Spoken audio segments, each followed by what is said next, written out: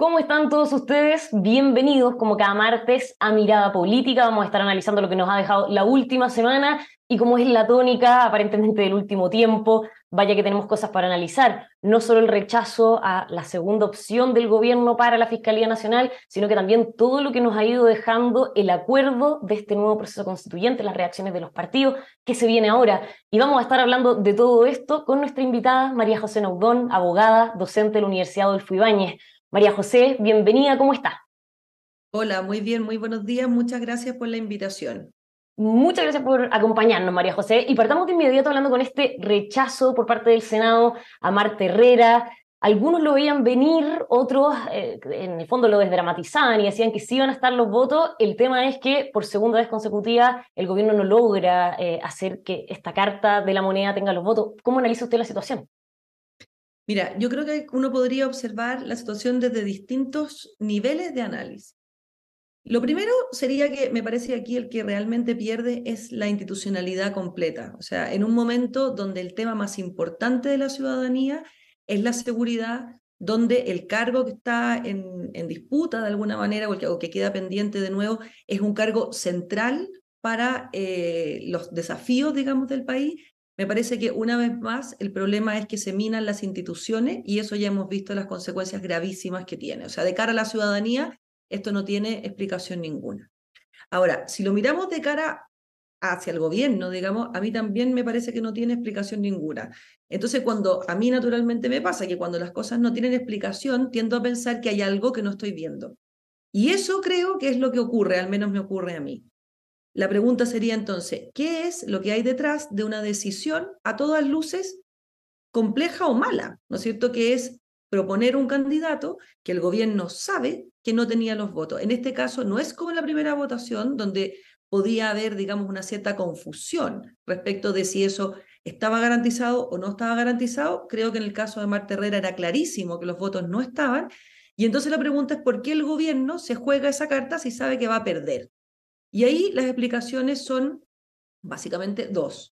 Una es porque se está jugando a incorporar en esa quina un nuevo nombre, es decir, está jugando esta carta para conquistar un nombre que sea de su agrado, u otra, que yo creo que es bastante fallida si es que fuera, es apostar a que la Corte va a proponer un nuevo concurso, es decir, que se vuelva de alguna manera a nombrar ahora no una persona nueva, sino que una quina nueva.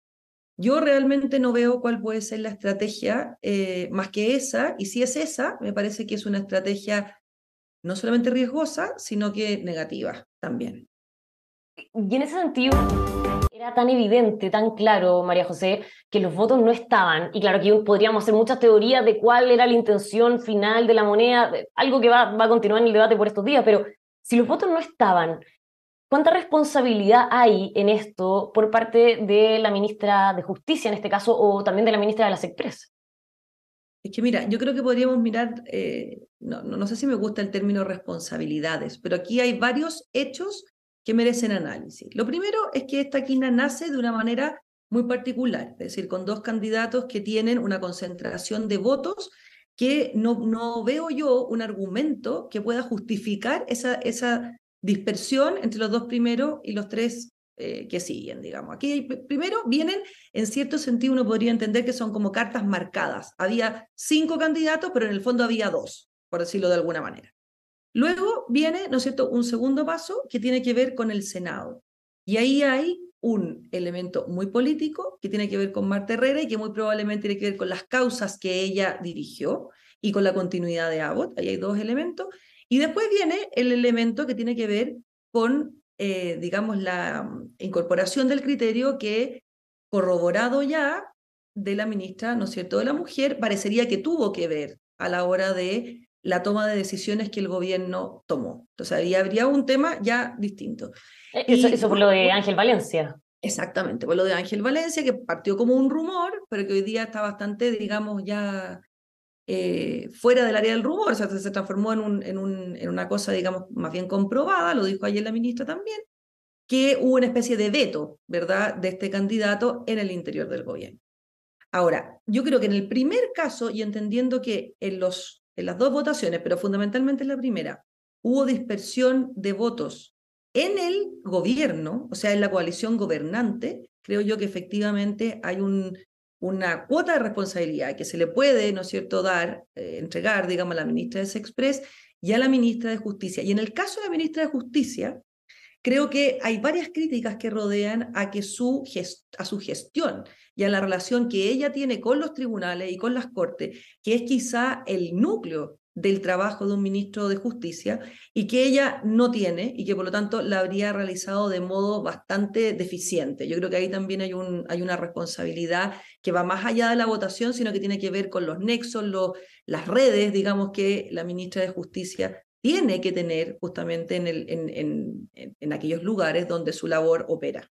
Y ahora, viendo hacia adelante, ¿qué cartas le quedan a la moneda? Porque el máximo tribunal, o sea, la Corte Suprema, descartó que vaya a haber un nuevo concurso. O sea, aquí simplemente se va a rellenar ese nombre dentro de la quina que ya teníamos. Exactamente, entonces eso es lo que te decía yo. Uno podría haber pensado, cuando este tema estaba todavía, digamos, rondando, que la carta jugada era un nuevo concurso. Como eso ya está descartado, ¿verdad? Lo que va a ocurrir es que va a entrar un nuevo nombre y dentro de eso el gobierno tendrá que elegir.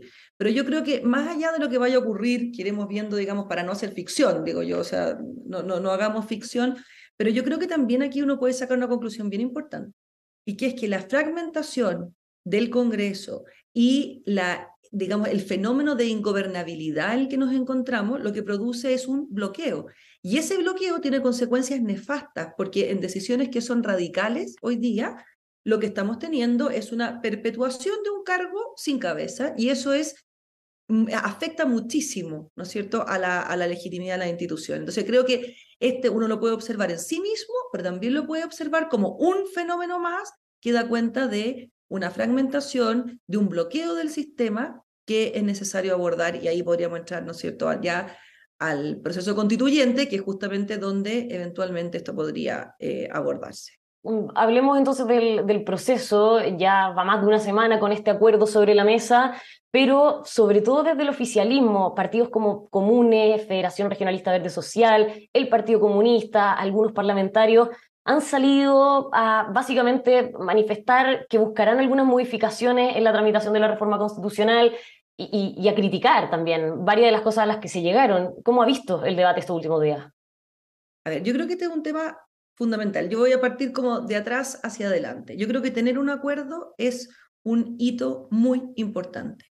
Me parece que este es un acuerdo que representa en cierto sentido un momento alto de la política, y nosotros hemos vivido momentos muy bajos. Por lo tanto, creo que lo primero que todo hay que destacarlo. ¿Qué es lo que yo destacaría? Y creo que desde aquí uno puede, digamos, observarlo. Nosotros hemos estado, digamos, frente a una negociación. ¿Qué es una negociación? Porque eso es muy importante, aunque sea muy básico. En una negociación, lo que se hace es entregar y ganar. O sea, en una negociación todos se entregan, todos ceden. Pero a mí me parece fundamental entender que ese ejercicio no se hace por una virtud moral. Aquí se fijas que dice la gente hay que tener generosidad política, hay que tener virtud. No, yo te diría esto es muchísimo más pragmático. No hay generosidad. Si desde lo que yo entrego y lo que yo recibo hay un cierto equilibrio, quiere decir que esa negociación es buena. Si por el contrario, lo que yo cedo y lo que yo recibo no tiene un equilibrio, esa negociación no es buena. Eso es lo que yo creo que ocurre aquí. Aquí hay un grupo de, digamos, representantes de la coalición de gobierno, en concreto una facción del Partido Comunista, Comunes, como dices tú, hemos visto voces también, las del ex convencional Barraza, el Mercurio ayer, que me parece a mí, tienen respecto del acuerdo una sensación de que han entregado más de aquello que han recibido. Y eso es lo que ocurre. Entonces, ¿eso es problema del acuerdo? No. Eso es problema de los negociadores del acuerdo, que firmaron o hicieron de alguna manera concesiones que a ojo de ellos son mayores que lo que han obtenido. Entonces, eso es lo primero que yo diría. Lo segundo que diría es que cuando uno hace una negociación, es parte de una negociación y firma, entonces se compromete como mínimo al cumplimiento de esos acuerdos. Por lo tanto, incumplir o torpedear el acuerdo le inserta una cierta inestabilidad que creo yo que es todo lo contrario de lo que en este momento el país necesita. Y por lo tanto me parece francamente irresponsable, digamos, o sea, directamente irresponsable. De hecho, el presidente lo dijo ayer también. Y me parece que desconoce que este acuerdo es parte, digamos, de una serie de capítulos que se vinculan hacia atrás y tienen que ver con un proceso fallido y tienen que ver con el resultado de un plebiscito muy elocuente. Entonces, en democracia, los actos, los acuerdos, los capítulos, digamos, no pueden observarse en sí mismos, sino que se observan también en una continuidad hacia atrás. Y yo creo que esa observación, este grupo la está haciendo de una manera sesgada y denota una vez más algo que hemos visto recurrentemente, que es no, digamos, aceptar el peso político de la derrota sufrida por ese sector el 4 de septiembre. Bueno, justamente en esa línea fueron las declaraciones del presidente ayer, cuando él sale un poco a ordenar este momento entre medio de las tensiones, y sin duda una frase que puede doler en el oficialismo, que él diga, quiero recordar que quienes queríamos más, perdimos por 62%. ¿Cómo ve esa declaración del presidente? Mira, yo esa declaración del presidente la creo muy acertada en cierto sentido, ¿verdad? Porque hace, digamos, eco de una realidad y es el peso del plebiscito del 4 de septiembre. Pero me parece errada en otro sentido, porque no tengo la frase aquí directamente, pero dice algo así como los que queríamos una democracia mayor. No sé si la tienes tú ahí, pero hace una alusión a la democracia que en algún sentido, no quiero equivocarme, pero en algún sentido, si la encontramos, leámosla bien, porque es bien importante la palabra precisa. Sí, acá, Pero, acá la tengo. a ver, Quienes queríamos una alternativa que profundice de manera mucho más radical la democracia, es- perdimos. Y no se puede dejar de considerar aquello, perdimos por 62%, es- dijo el presidente. y yo ahí tengo digamos, una interpretación que puede ser una cosa de mi trabajo, que tengo mucha precisión en el lenguaje, pero yo creo que aquí el término de que lo que pueda ocurrir, ya no el acuerdo, sino que digamos, el producto que venga de este nuevo proceso, digamos, sea menos o amplíe menos la democracia, a mí me parece que esa declaración no me parece correcta. Y de alguna manera va en sintonía con lo que dijo ayer Guillermo Tellier, que dice también, digamos, que aquellos que queríamos una constitución, digamos, más democrática, más transformadora, él usa dos palabras. Yo creo que lo transformador sí, ¿verdad? Pero a mí me parece que lo que ocurra o lo que salga de este proceso, no será jamás menos democrático. Es profundamente democrático. Y por eso creo que toda observación que diga relación con la limitación o restricción de la democracia o con el tutelaje no hace justicia respecto de lo que aquí ocurre, sino más bien tiene que ver con una, digamos, consideración personal o ideológica de lo que crees o querrías, ¿verdad?, que ocurra. Si nosotros pensamos, por ejemplo, en las bases, ¿ya? Que era lo que ayer Marco Barraza ponía como cerrojo, digamos, o como tutelaje. Esas 12 bases, además de que a mí personalmente me parece que son bastante genéricas y que no tienen o no contienen ningún aspecto particularmente conflictivo, digamos, tienen mucho que ver con aquello que la ciudadanía rechazó el 4 de septiembre o que requirió para el proceso constitucional y no recibió. Entonces, obviamente esas bases son hijas, en cierto sentido, de un proceso anterior. Uno podría pensar, a ver, es posible, ¿no es cierto?, que en la misma circunstancia del país hubiera sido, en cierto sentido, hubiera hecho que las bases fueran innecesarias. Es decir, ¿quién iba a apostar por la plurinacionalidad, por decir alguna, hoy día, ¿verdad? Y eso puede ser verdad, digamos, y que esto le produzca una especie como de efecto tutelaje. Pero yo creo al revés, yo creo que es muy importante que estén, porque es importante que la ciudadanía perciba que este proceso va a ser distinto del proceso anterior, proceso que fue rechazado con fuerza, ¿verdad? Entonces creo que aquí hay una cosa bien complicada, y es que nos gusta a todos, no solamente a algún sector, oír a la ciudadanía cuando nos conviene, y no nos gusta oírlo cuando no nos conviene. Entonces, el peso del mensaje ciudadano creo que es tan grande, es tan elocuente y es tan difícil de procesar por una parte de la coalición gobernante que se va transformando en estas críticas, me parece a mí, que no son plausibles, sino que más bien tienen que ver con haber querido que las cosas fueran de otra manera. El tema es, aquí, dentro de la relación en el mismo gobierno, es si ve, por ejemplo, que en el futuro o a medida que se vaya desarrollando este proceso constituyente, vayan a haber críticas de fuego amigo, en el fondo, por ejemplo, del mismo Partido Comunista al gobierno por haber de una u otra forma instado a que todos estuvieran en la firma, porque, lo dijo el mismo presidente, era preferible un acuerdo imperfecto a que no tener acuerdo. Yo creo que puede ser. O sea, pueden ser, mira, este es un acuerdo que como todo acuerdo es un punto de partida, no es un punto de llegada. Y lo que va a ocurrir de aquí en adelante va a ser muy importante, creo yo, cuál es la forma o la manera en que las personas que estén como protagonistas de este proceso actúen, obren o desarrollen, digamos, sus acciones. Obviamente, aquí hay un acuerdo que es costoso para la izquierda, muy costoso. Y creo que para la izquierda hay que distinguir, es más costoso para la alianza, podríamos decir, la Prodignidad, que y sectores del Frente Amplio y el Partido Comunista, o parte de él, y también es, de algún sentido, menos costoso para el socialismo democrático. Entonces creo que esto va nuevamente a tensionar las almas, lo que hemos llamado, ¿verdad?, las almas dentro del gobierno, y podría, pero perfectamente producir un cierto descuelgue que yo creo que vendría por dos partes. O vendría por parte del Partido Comunista, que siempre ha tenido un pie en lo institucional y un pie en la calle. Entonces, si siente que la tensión de sus bases es muy fuerte, va a tender a salir, pero también creo que va a haber o podríamos ver, un descuelgue generacional en el gobierno. Es decir, hay una generación del Frente Amplio, fundamentalmente, que tiene de alguna manera definida su identidad a partir de lo que hoy de alguna manera renuncian.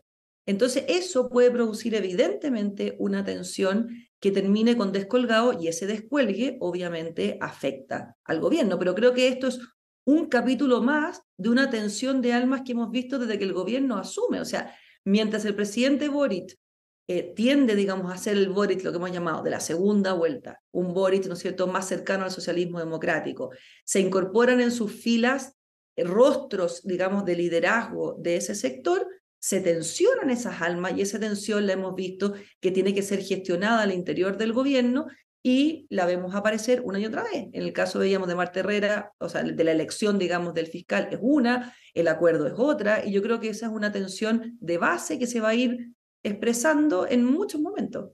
Bueno, aquí quizás sirve de experiencia lo que fue el primer proceso, porque uno, si recuerda esa firma del acuerdo de noviembre en 2019, ahí los más regañadientes con poner el puño y la letra fueron precisamente los del sector de la derecha, incluso algunos durante el proceso, si bien estaban dentro de él, criticaban, no estaban a favor de prácticamente nada. Entonces, teniendo este nuevo proceso a la vista y considerando estos descuelgues que usted anticipa dentro del mismo oficialismo, la pregunta es si este acuerdo para algunos es tan costoso como para después intentar torpedear el proceso desde dentro, estando ya allí.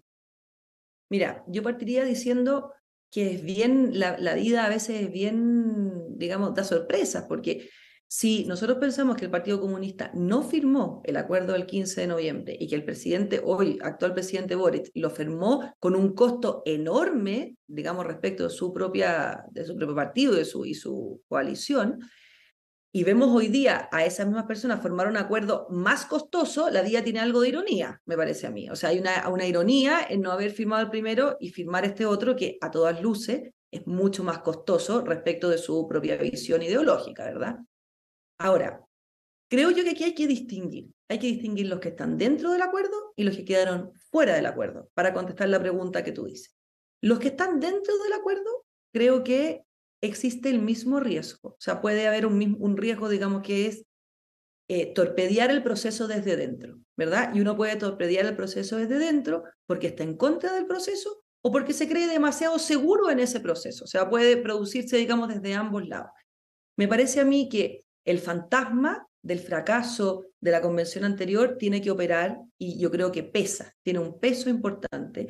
Y en ese sentido vuelvo a insistir que creo que esto es un momento de inicio, pero que va a depender muchísimo de cosas como esta. ¿Quiénes sean, por ejemplo, los expertos?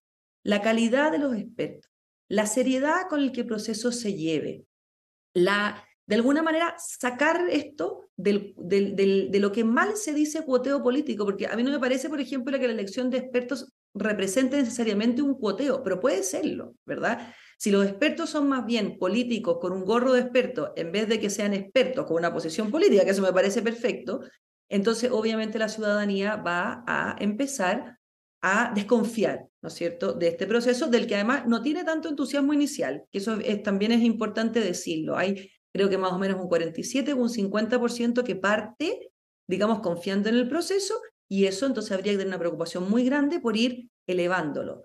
¿Por qué? Porque no tenemos otra oportunidad. Yo creo que eso es claro, no hay otra oportunidad. Esta es la última, no podemos fallar, y cuando hay que cuidar. Ahora, desde dentro creo que también va a haber una precaución muy importante en las formas, y cuando la ciudadanía vea un proceso más serio, de actitudes más serias, incluso formalmente, creo que va a haber una sintonía que puede ir aumentando, pero que no está garantizada, sino que son los protagonistas los que van a tener que garantizar. Ahora, desde fuera, es muy importante quiénes quedaron fuera y cuál va a ser el rol que cumplen los que quedaron fuera, porque ahí podemos ver una cosa realmente sorprendente, que es en una misma especie de campaña del rechazo, desde republicanos, pasando por el Partido de la Gente, hasta Pamela Giles. Entonces, es como un grupo de gente que tú no es pensable, digamos, o no era pensable hasta este momento que estuviera en una posición similar. Si ese grupo, y yo aquí pongo especial énfasis en republicanos, decide torpedear el proceso, puede producirse consecuencias funestas. Si ese grupo tiene una opinión distinta, que me parece que puede ser perfectamente válido, pero no torpedea el proceso, las circunstancias pueden ser, obviamente, mucho mejores. Y ahí, por ejemplo, ¿qué pasa con el tema, por ejemplo, el Team Patriota? ¿Cómo hacer para evitar que se transforme también en un actor que torpedee o que gravite al final en todo lo que se vaya a discutir en ese consejo? Mira, es que yo creo que el Team Patriota yo lo sacaría un poco de la discusión, pues yo creo que el Team Patriota es un, a mí me gusta lo que, como explicaba el otro día Javier Macaya, es como un grupo que se ha quedado pegado en la lógica de la violencia. Aquí yo creo que se instaló una lógica de la violencia como modo de hacer política, una violencia que tenía que ver con no solamente con incendiar las casas, sino que tenía las calles, perdón, o las iglesias, sino que tenía que ver con el que pasa baila, que tenía que ver con una agresión a los otros, que tenía que ver con un tono incluso en que se desarrollaban los debates durante la convención, y eso fue tan negativo que en cierto sentido se ha ido diluyendo. Había un esfuerzo, creo yo, por cambiar ese modus operandi. El Team Patriota yo creo que se quedó, como decía Javier Macaya, pegado en eso.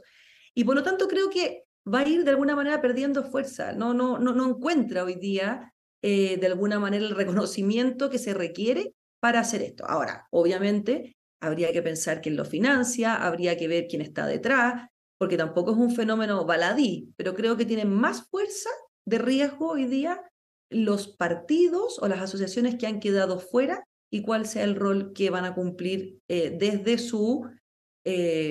la otra vereda, digamos, desde la vereda de lo que sería un rechazo, en este caso al revés, o sea, en el sentido contrario.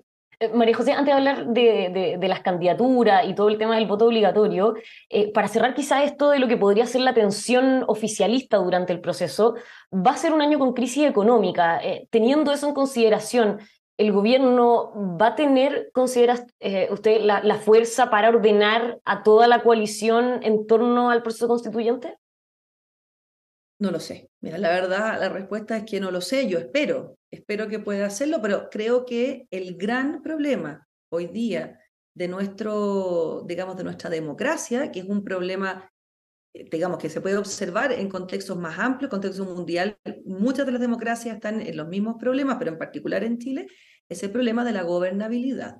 Y ese problema de la gobernabilidad tiene que ver con un sistema político y un sistema electoral que tiende a la fragmentación y que tiende a bloquear el sistema. Hoy día, a mí me gusta esta estadística. Mira, en las democracias más sólidas del mundo, el promedio de partidos políticos es más o menos 8,4 partidos políticos. Y existen grandes incentivos para permanecer en tu partido político. Es decir, a pesar de las distancias o diferencias que normalmente, naturalmente, se pueden producir al interior de un partido político, permanecer en él y, por lo tanto, buscar acuerdos o al menos puntos de consenso o de negociación, que para mí son distintos. En Chile tenemos en el Congreso hoy día, si no me equivoco, 21 partidos políticos, 10 al menos en formación, lo que nos lleva a un sistema político fragmentado donde además no existen incentivos para que los diputados se mantengan de alguna manera leales a sus partidos. Es todo lo contrario. O sea, si a mí el partido no me gusta, soy díscolo, me voy, no hay sanción a los díscolos y además formo otro partido político, ¿verdad? Entonces creo que ese problema es un problema central hoy día en nuestra democracia y va mostrándose en lugares o en, digamos, en distintos fenómenos, como por ejemplo un gobierno que no logra aliarse, o sea, no logra confluir con sus aliados en determinadas decisiones. Y eso puede ser muy perjudicial si pensamos en el sexto retiro, que va a salir, si pensamos en las reformas de pensiones, de tributaria o, digamos, las que vengan en el camino. Entonces, no lo sé, y no lo sé porque creo que la crisis institucional, digamos, la crisis de fragmentación que vivimos parecería apuntar hacia lo contrario. Y también repercute en, al menos en cómo se está craneando las listas para las candidaturas, en este caso de los consejeros constitucionales, porque por un lado algunos plantean que la lista única, es decir, socialismo democrático a pro dignidad, es una buena alternativa si es que uno piensa en los resultados electorales, pero por el otro, y desde dentro, muchos dicen que deberían ir separados. Por ejemplo, nosotros conversábamos con Raúl Soto del PPE y él decía que era muy necesario para ellos diferenciarse a pro dignidad. eh, Hablábamos también con el presidente de la Democracia Cristiana, que si bien no es parte del oficialismo, le consultábamos si existía la posibilidad de ir en una lista única con el gobierno y básicamente lo descartó de lleno. Entonces, ¿cómo ves tú que podría darse esto de la lista única o no por parte del oficialismo? Mira, yo creo que en los dos lugares, en el oficialismo y en la oposición, tienen el mismo desafío, y es saber con quién vamos juntos a esta mesa. Y eso no es tan simple. Porque, por ejemplo, las declaraciones que hemos venido viendo desde Comune o de alguna parte del Partido Comunista dificultan una asociación con quienes creen que este acuerdo es un acuerdo mucho más beneficioso de lo que esa facción considera, por ejemplo, ¿verdad?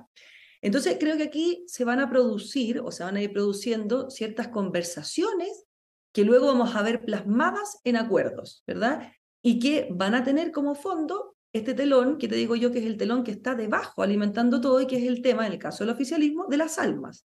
Cuando tú tienes una coalición, pero esa coalición tiene dos, digamos, facciones, pero tiene, yo diría que no dos almas, tiene tres almas, ¿verdad? Entonces es difícil la convivencia y es difícil, más allá de los discursos, ver lo que tiene, digamos, rendimiento electoral, porque la lógica electoral es una lógica de corto plazo. La lógica de la Constitución debe ser una lógica de largo plazo. Entonces, ¿cómo uno concilia esa lógica de corto plazo? ¿Cómo concilia sus propias bases que le están tirando hacia un lugar y que no quieren o sí quieren determinadas alianzas? Yo creo que eso es una cosa que está por verse. Lo mismo ocurre en el caso de la derecha con republicanos. A mí me parece que no deben ir juntos, esa es mi opinión personal. Me parece que hay que poner un dique entre aquellos que creen que se requiere una nueva y buena constitución y aquellos que no creen que se requiere una buena y nueva constitución. Tanto así que respecto del rechazo, y aunque fueran en la misma franja, había un rechazo para rechazar esta y quedarse con la constitución del 80, y había un rechazo del que yo formé parte, que es el rechazo por una nueva y buena constitución, que entiende que por circunstancias digamos, muy compleja, la Constitución del 80 está hoy día deslegitimada. A mí me parece que esos dos grupos no deberían ir juntos, pero creo que las lógicas electorales son muy perversas a veces y podemos ver alianzas que parecerían hoy día bastante insospechadas. María José, ¿y cómo cambia el escenario, las campañas? Bueno, esto mismo que estamos conversando al final del sistema político en general, el que estemos a puertas de ver el voto obligatorio ya como ley, porque quedó listo en el Congreso para ser promulgado. Mira, yo siempre fui partidaria del voto obligatorio, o sea, para mí es una muy buena noticia. Creo que las elecciones se validan por participación. Y eso efecto, por ejemplo, se nota mucho en la votación del 4 de septiembre. La votación del 4 de septiembre, el margen que no votó, o sea, el margen del padrón electoral que quedó fuera, digamos, del voto, es tan pequeño que eso le da una fuerza inusitada a esa decisión, ¿verdad? Y esa fuerza inusitada ha producido una reconfiguración clarísima del sistema político, donde a algunos que les costó más, digamos, asumir el golpe, otros que creyeron o que capturaron ese porcentaje, que a mí tampoco me parece correcto, pero lo que nadie duda es que ese porcentaje es elocuente. Yo creo que eso es muy importante desde el punto de vista del peso de las decisiones, pero también desde un punto de vista, digamos, de una observación muy distinta. Creo que nosotros tenemos una ciudadanía, todo un fenómeno muy mundial, que tiene poca vinculación con lo político, que de alguna manera desdeña lo político y que tiene poca formación ciudadana.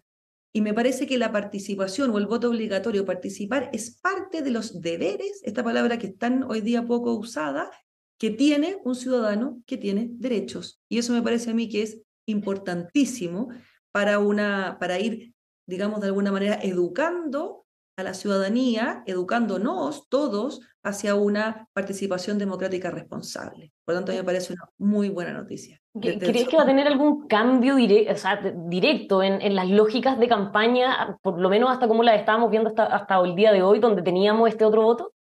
Totalmente. Yo creo que obviamente mira, las lógicas de campaña, las encuestas, el tipo de candidato, todo va a cambiar en relación al voto obligatorio, porque en definitiva le estás hablando a mundos diversos, no le estás hablando a un mundo que de alguna manera conoces con sus más o con sus menos, ¿verdad? Mundo diverso y para muchos quizás también desconocido, porque agrega una Absolutamente cantidad. desconocido. Eso es. Entonces va a haber que haber un esfuerzo que me parece muy bueno por conocer, conectar, entender, comprender, acercarse a esos mundos que son diversos, que son distintos y que son lejanos, como dices tú, pero que forman parte de una comunidad que la formamos todos y que es muy importante porque, mira, hay un fenómeno mundial que me parece que puede tener una lectura bien interesante en Chile.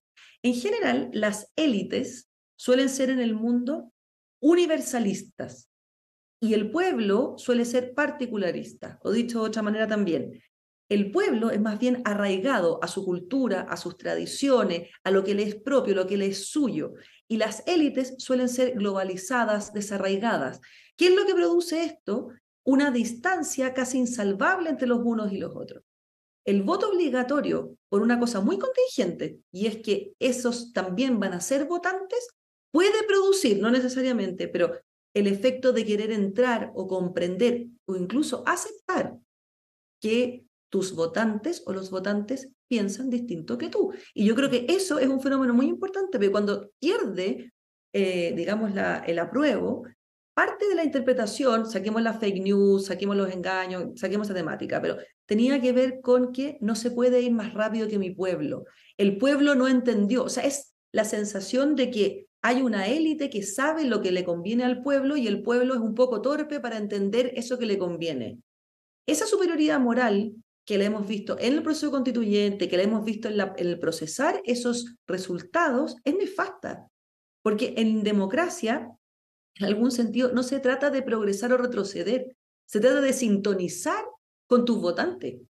Y esa sintonía desde la superioridad moral no existe. Y esto puede forzar, en cierto sentido, a adentrarse en ese lugar de lo desconocido, más allá de lo que yo creo, pienso o espero.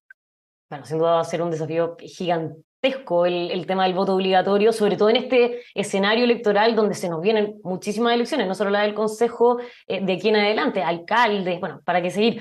María José, para terminar, un tema que quizás se aleja de lo que estamos conversando que tiene que ver con el acuerdo, sino que más bien internacional, a propósito de la crisis en Perú.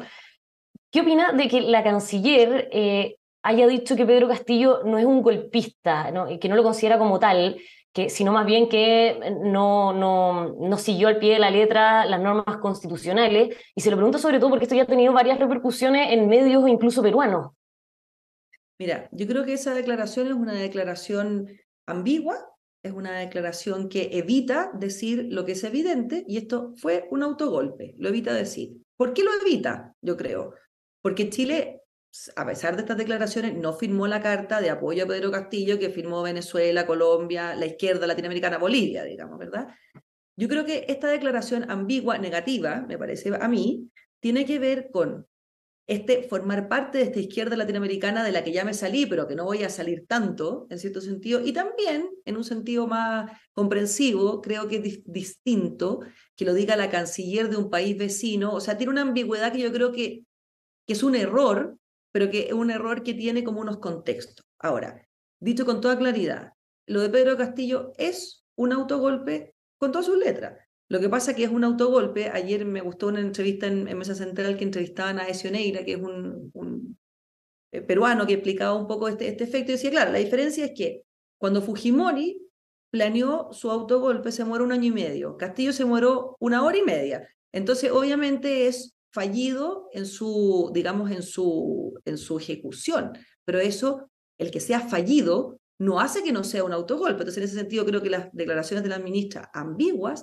son erradas, pero tienen que ver con una dificultad digamos, de decir con todas sus letras lo que hay que decir en un contexto de gobierno y en un contexto de izquierda latinoamericana muy complicado para el gobierno de haberse salido, en cierto sentido, de esa ruta o de esa línea.